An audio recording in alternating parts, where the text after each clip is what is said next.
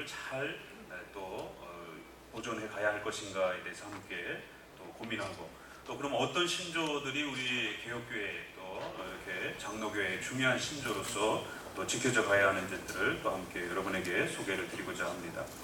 중요한 내용들을 이렇게 읽어가면서 또 이렇게 말씀을 드립니다. 개혁교회는 신조와 함께 세워지고 발전해 왔습니다. 메이첸이 복음적 교회는 신조적 교회다라고 언급한 것처럼 신조가 교회 안에 세워지면 교회도 세워졌고 신조가 무너지면 교회도 무너졌습니다. 하지만 오늘날 세계교회와 한국교회는 신앙 고백서를 채택하고 연구함으로 교리의 확립과 교회의 개혁을 이루기보다는 종교적 감정과 생활을 더 강조하여 신조 없는 신앙을 21세기 교회의 방향으로 제시하고 있습니다. 이런 운동들은 주로 앞서 교수님 말씀하신 것처럼 이런 경건주의 또 신비주의 운동들을 통해서 교리보다는 삶이다라는 구호를 통해서 나타나기 시작했고요. 18, 19세기는 자유주의자들이 정통교회가 사변적 교조주의 또 신조주의에 빠졌다라고 하는 이런 비판들을 통해서 더욱 확대되었습니다.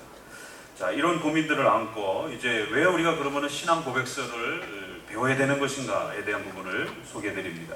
여기 두 가지로 여러분에게 소개를 드려봅니다. 첫 번째는 교육적, 신학적 목적이 있습니다. 첫 번째로 바른 신앙 교육을 위한 교육적 목적입니다. 사도들의 정통 신앙을 이어받은 대부분의 장로교회 헌법은 성경과 웨스트민스터 신앙 고백을 신앙과 삶의 기준으로 삼는다라고 고백하여 신앙 고백서를 토대로 하는 역사적 개혁 신앙을 지켜왔습니다. 개혁교회는 사도 신조와 니케아 신조에 기초하여 성경의 핵심적 요약을 미리 교육하고 이 토대 위에서 성경의 전체 흐름을 깨닫게 했습니다. 그래서 어거스틴도 루터도 칼빈도 제일 먼저 시도했던 것은 바로 성경을 번역하고 그 성경을 가르치기 위해서 신앙 고백서를 작성했던 것입니다. 그리고 그 신앙 고백서 안에는 사도신조, 십계명, 주기도문 이 세 개가 기독교 신앙의 가장 핵심으로 이렇게 담겨졌던 것입니다. 세 번째 단락 정도 내오셔서 종교개혁 시대 때 가장 중요한 인물은 역시 이제 칼빈입니다.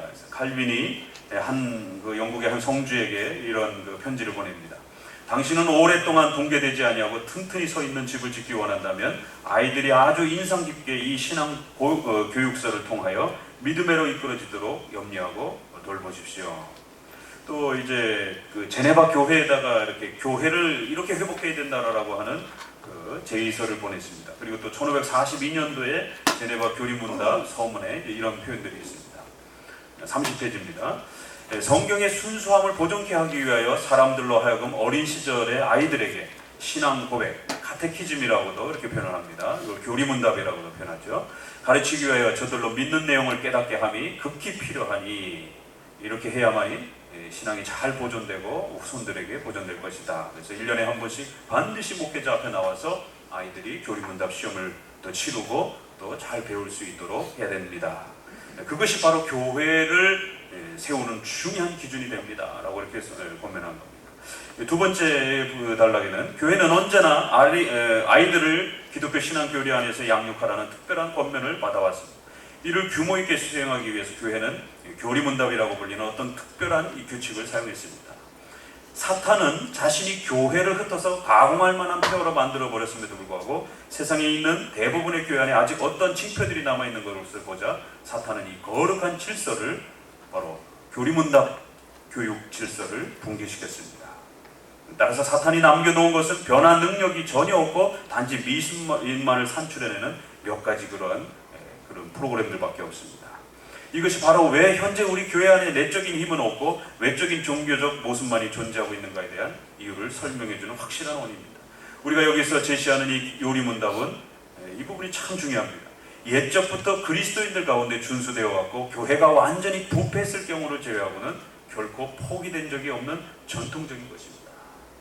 우리가 신조와 교리문답을 배우는 것은 바로 어거스틴과 또 종교개혁의 칼빈 시대와 또 오늘 우리 시대의 모든 시대가 지켜왔던 바로 전통적인 교회의 성경 공부의 중요한 전통이었다라고 고백하는 것입니다. 바로 이러한 소중한 질서 때문에 사탄은 이것을 없애버리려고 온갖 노력을 교회에 도전해왔다라고 말하는 것입니다. 굉장히 중요한 지적이기 때문에 우리가 다시 한번 좀 생각해 보셔야 되는 것입니다. 자, 바로 이러한 그 교육적 목적은 이제 신학적 목적으로 또 이렇게 연결이 되어집니다. 바로 이런 부분들을 교육하기 위한 또 전문적인 프로그램이 신학 공부이기 때문에요. 자, 그래서 그 다음 달로 이렇게 보시게 되면 신학, 특히 조직 신학은 바로 교회 공동체가 공적으로 고백한 신조의 내용을 논리적으로 설명하고 요약된 교리 항목을 자세히 풀어 해석하며 확대 적용할 수 있도록 돕는 학문으로 자리 잡았습니다. 한 교파의 조직 신학은 개인의 신학적 견해가 아니라 반드시 교회가 성경을 통해서 객관적으로 고백한 신조를 위탁받아 교회의 성도들을 교육하고 신앙을 강화시키기 위한 목적으로 자리 잡아야만 합니다. 이런 이유로 개혁파 교회에서는 조직 신학을 신조의 해석학으로 이해해왔습니다. 그래서 결론적으로 말해서 개혁교회는 성경, 신조, 신학이라고 하는 구조를 통해서 신앙을 교육하고 신앙을 발전해왔습니다. 이와 반대로 자유주의자들은 항상 신조 없이 성경에서 바로 이렇게 개별적인 신학을 펼치는 형태를 취하였습니다. 이런 그 특징을 조성만 교수님이라고 하는 분은 이렇게 소개를 합니다. 정통적 기독교의 조직신학은 개인의 주관적 신앙이나 학적 표명이 아니라 교회의 신조의 학적 성명이다. 진정한 조직신학과 그릇된 조직신학을 구별하는 진의의 기준은 성경을 유일한 기준으로 하여 작성된 기독교 공동신조이다. 조직신학 작업의 기본 원칙은 성경에서 신앙 고백서의 내용을 신학적으로 확인하고 규명하는 것이며 성경으로 돌아가서 그것을 실증적으로 해설하는 것이다. 오늘날 많은 그 신학교에서 많은 조직신학자들이 있습니다. 그러나 거의 대부분이 개인적인 조직신학을 가르칩니다. 여기에 바로 오늘 한국 교회의 신학교들의 타락의 위험성이 있는 것입니다. 반드시 조직신학자는 그 교단이 고백하는 바로 신조의 기초에서 성도들에게 신학을 소개를 해야 되는 것입니다. 왜냐하면 성도들은 반드시 신앙 고백서를 배우는 것이 목적이기 때문에 그렇다는 것입니다. 바로 여기 이 질서가 깨지면서 한국교회가 지금 이 위기를 오늘날 우리가 겪고 있는 것입니다. 자, 두 번째는 변증적 목적입니다.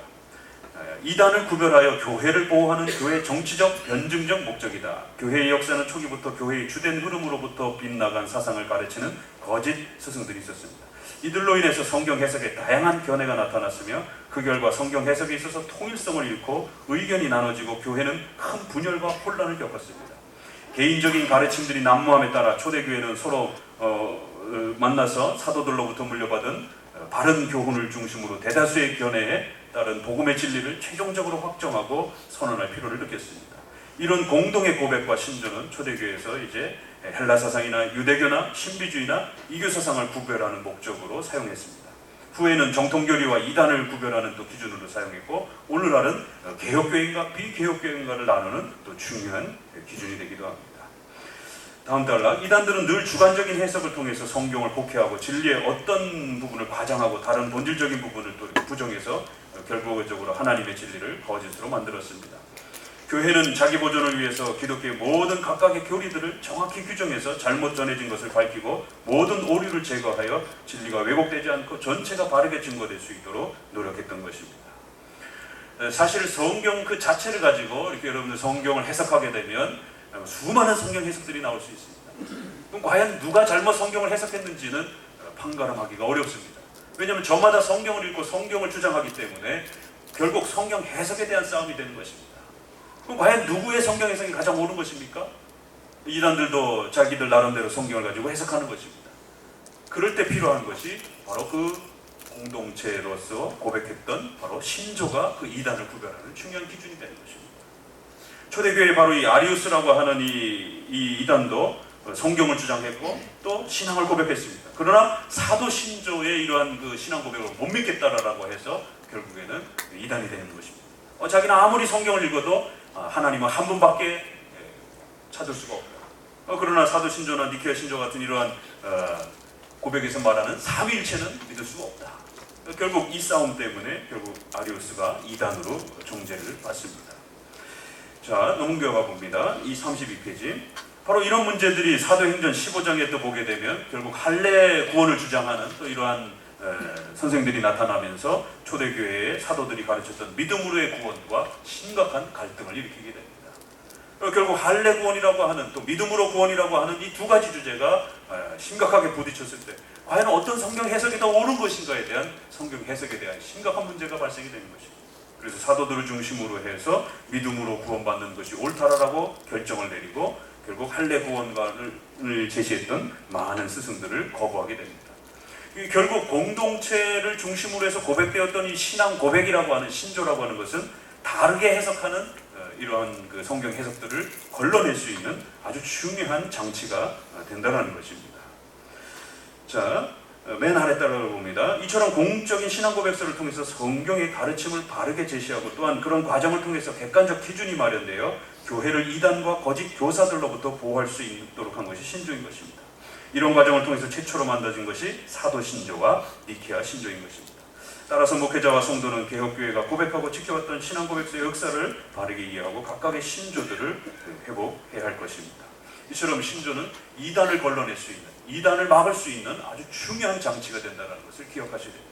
그런 면에서 오늘날 한국교회 안에서 이 웨스트민스터 신앙 고백과 같은 이런 신앙 고백서를 제대로 회복하지 못해서 유독 한국에 더더욱 많은 이단들이 또 이렇게 활동을 하게 되는 이런 모습들을 보게 됩니다.